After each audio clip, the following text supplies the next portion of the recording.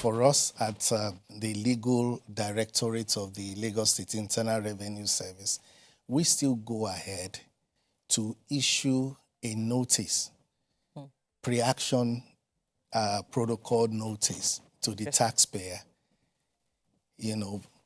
imploring the taxpayer to come forward to settle one way or the other the tax debt, so that we do not go the route of levying distress against the taxpayer.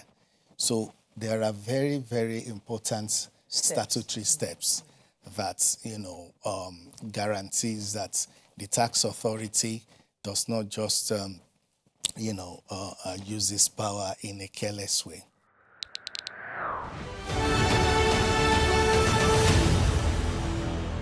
This is Business News. Governor Babajide Sanwo-Olu has launched the pilot phase of the PBAT Feeds Snacks for Thought program in Lagos State, saying every child deserves the opportunity to learn without hunger. Represented by the Secretary of the State Government, Bimbola Salu Hondeyin, the governor said the initiative is part of efforts to improve nutrition, school attendance, and learning outcomes for pupils in public primary schools. The program is expected to strengthen the value of public investment in education by supporting healthier pupils, improving human capital development, and creating opportunities for farmers, food processors, and caterers through local food sourcing. Governor Sanwo-Olu also urged corporate organizations, financial institutions, foundations, and other stakeholders to adopt public primary schools across the state, describing the initiative as an investment in Lagos's future workforce and economic growth. He said the newly introduced Adopt a School digital dashboard will promote transparency and accountability to monitor projects and track their impact on schools in real time. The governor reaffirmed his administration's commitment to invest in taxpayers' resources in education through improved school infrastructure, teacher development, digital learning, and school health programs. And that's it on Business News.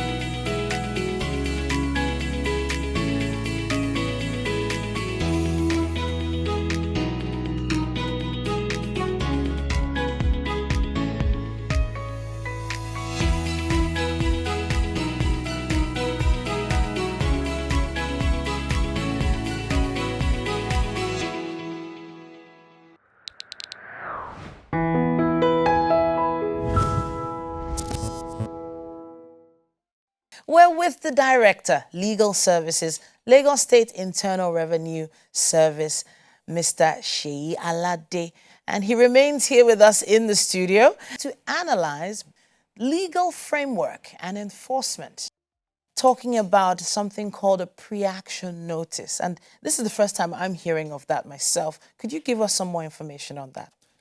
Okay, so the pre-action notice protocol, as we like to call it, is just an additional warning to the taxpayer that your statutory rights to do the right thing, has now expired. Okay. And now your case file has been sent to the Legal Directorate for recovery actions or prosecution actions, as the case may be. So now, we do not want to put any of the taxpayers under undue distress, if I may put it that way. So the pre-action notice is now sent to the taxpayer to notify the taxpayer that certain recovery actions or certain prosecutorial actions may be taken against you or will be taken against you if you do not come forward within the period given in that pre-action notice. Okay.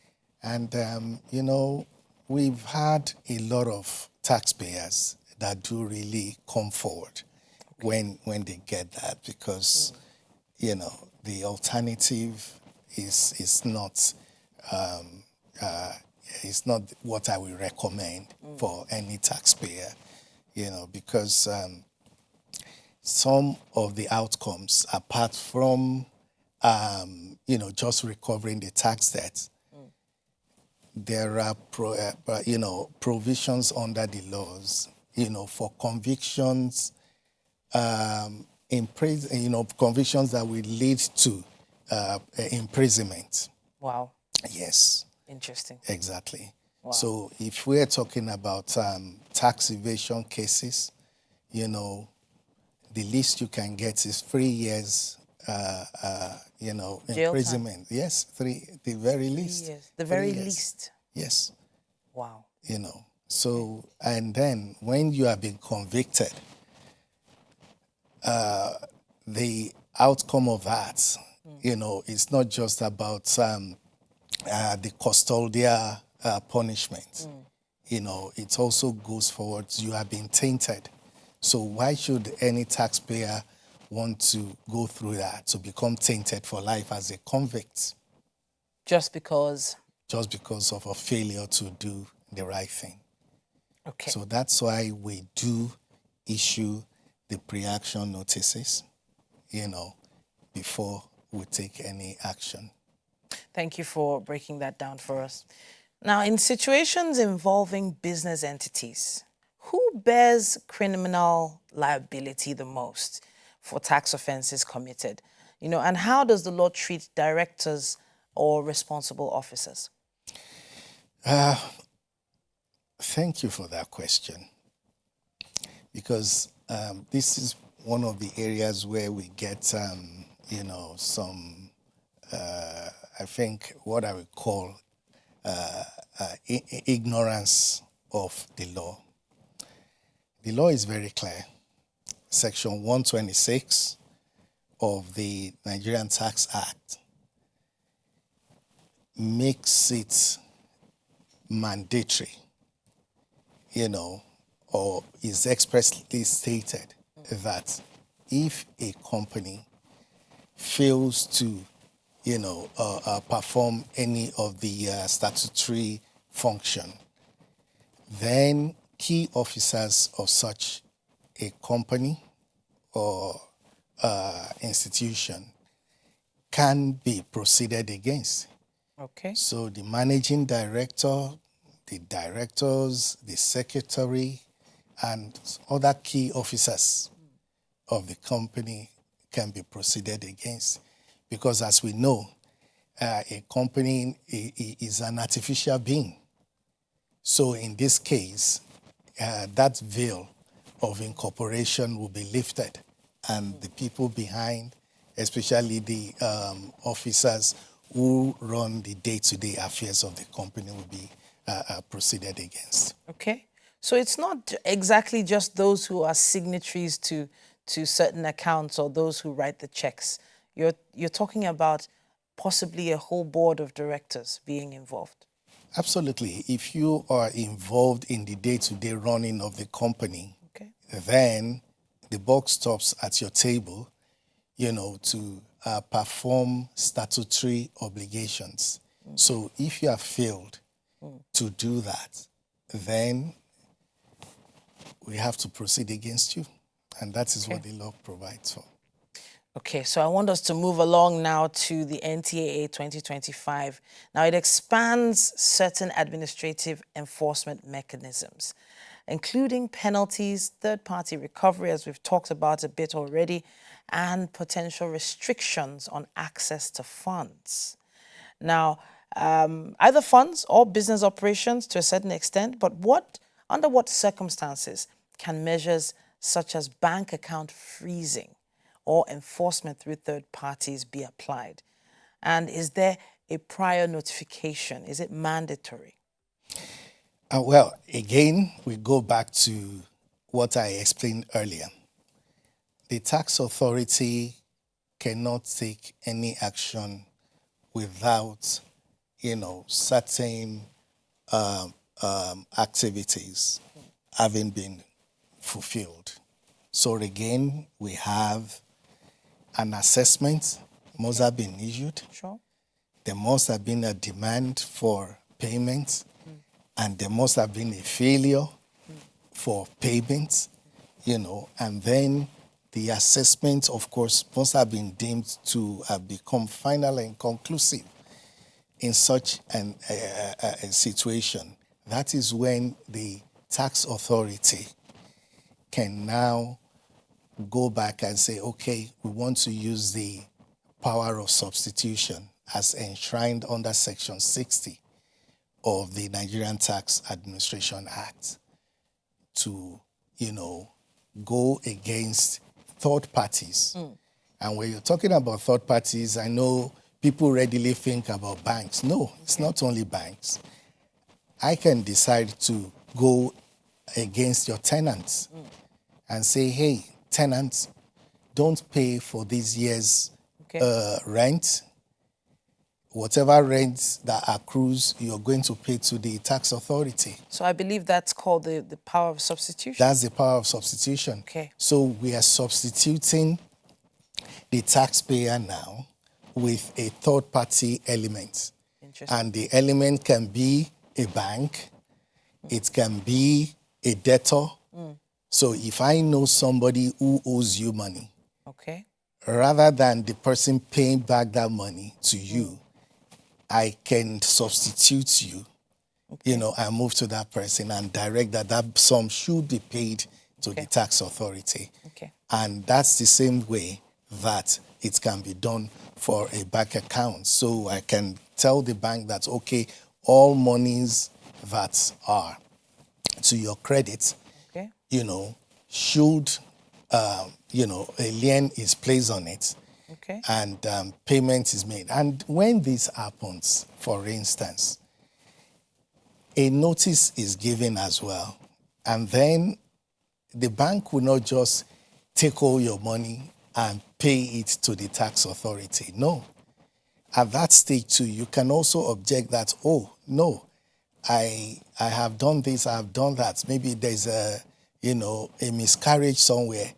And then the whole process will be reopened as well. Okay. So I know this has generated a whole lot of conversations. And I need to use this opportunity to point out that this power is not new. It's actually well enshrined in the repealed Personal Income Tax Act. Is has the power of substitution as well. Okay. And the same thing goes for the repealed Company Income Tax Act as well. Yes. If you don't mind, let's take a quick break. We'll be back with more on the Tax Talk. Stay with us. Have you had a hard time with taxes and understanding tax administration in Lagos State and the complex nature of Nigerian tax law? Do you know what agency or tier of government collects the various types of taxes? Have you ever found yourself asking any of these questions? Join us for your favorite program, The Tax Talk, your infotainment program. The lien you mentioned on a bank account, for instance, I want to touch on that a little with regards the amount. So if and when that amount has been remitted finally, does the lien automatically lift from that bank account? Absolutely. Okay. Absolutely. So because everything, a tax amount, the assessed amount must be concise. It is written on the face of the assessment notice. Sure. So we know, the bank knows how much that you are owing in taxes Okay. for a particular period of assessment, and that is what is communicated to the bank. So if you have 1 million naira in your bank, for example, and what you owe in taxes is just 200,000 naira, that amount is what is going to be taken from your 1 million and paid to the tax authority. So the account doesn't completely freeze? No. Okay, all right. Thank you for clarifying that. Now, beyond statutory penalties, prosecution, how can sustained non-compliance affect a taxpayer's broader legal standing? Now, this is including business reputation, eligibility for government contracts, and even access to regulatory approvals. What pathways exist for voluntary disclosure or penalty mitigation? Okay, if you are not a faithful taxpayer, a tax authority will not issue you with a tax clearance certificate. Okay. And like you mentioned, there are different activities, that you may be asked to produce your tax clearance certificate in order to become eligible for certain services. So like business trade permits, there's so many of them that are well enshrined in the law. So if you do not have, you're doing a tax clearance certificate in that kind of situation and an opportunity comes, you will miss that opportunity. So in this case, you have done yourself a disservice. Okay. You have done yourself a disservice, yes. So, so you've mentioned, trade opportunities. Maybe does this apply to things like applying for visas or applying for passports and the like? Well, some countries, some consular services of different countries may ask because they take tax payment very seriously. So depending on the class of visas that you are applying for, they may request that part of your documentation must include a tax clearance certificate. Interesting. But one of the very important ones, if you are involved in real property acquisition and all, you cannot perfect the papers of whatever land you may have acquired, towards maybe getting a certificate of occupancy or governor's consent without giving the lands bureau their tax clearance certificate. Okay. Yes. So on a final note, the NTA consolidates multiple taxes. We've mentioned that before. It consolidates everything into a single omnibus act. Yes. Would you think that any transitional challenges might arise from the repeal and replacement of the prior registration, particularly for taxpayers who probably have ongoing disputes, pending appeals, or even existing advanced pricing agreements under the statutory framework? Okay, thank you very much for that question, because I know that's one of the areas that do really agitate a lot of taxpayers. So, of course, Section 145 of the Nigerian Tax Act makes the act, superior to every other tax law. Sure. And every law that has been repealed, of course, has been repealed. It's no more operational. However, Section 146 of the Nigerian Tax Administration Act gives a route for any existing obligation, as provided for under the repealed laws, even maybe cases that are in court and different activities that have been well established before the coming into force of the new tax laws, to still continue. So that is what we call the saving clause. Okay. So there's a saving clause. So there is no worries at all for certain obligations or activities that were being performed. So you've already had a certain deal made, for lack of a better term, that might not be affected by the No, it shouldn't be. Okay, all right. Thank you so much, Mr. Alade. Thank you for coming to talk to us on the Tax Talk today. Hopefully, you can come back when we need some more information. The pleasure will always be mine. All right, then. All right, with that, we've come to the conclusion on Corporate Talk on the Tax Talk. But the rest of the show still beckons. Don't go anywhere.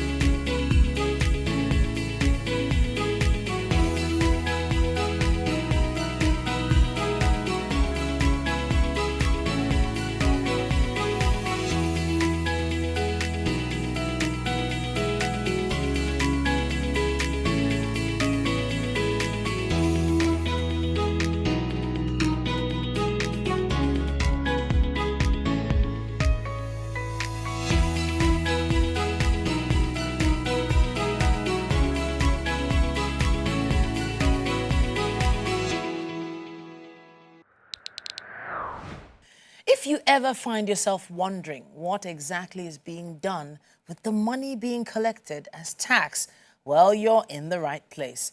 This next segment highlights projects either being executed or finished utilizing taxpayers' funds. Time now for Tax Did It.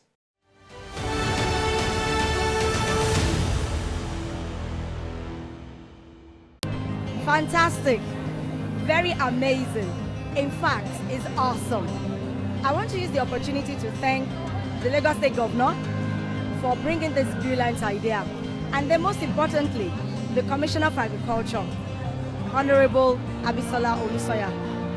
The markets had been a big relief to everyone. To all the class, it has really helped. You can buy what you want at reasonable price and at affordable price. It's actually cheap compared to what you get outside. It's cheaper. Wow, I'm really excited. Although I came from a far distance and I came with a little money, but I was able to buy a lot with the little I came with. Niger fresh fish, smoked, except you don't eat. And you know food is life. It's so nice. This is a very good initiative from the Lagos State Governor. It has given birth to a lot of employment. It has been a wonderful experience. We want to thank the Lagos State Governor, Babajide Sanwo-Olu, for this laudable venture. It is indeed awesome. For me, I think it's a good initiative. This is much more similar to what we have outside the country. We are having fresh fruit all around. The quality of the food and the fruits, very fresh. I think I'll be back again. This has been the Tax Talk, and I can't thank you enough for being part of the show from the kickoff up to this point. Next week, we take on another relevant topic, very important topic, in fact, on this show, and I trust you'll be back here with us. My name once again is Titilayo Oyinson. Do enjoy the rest of the day.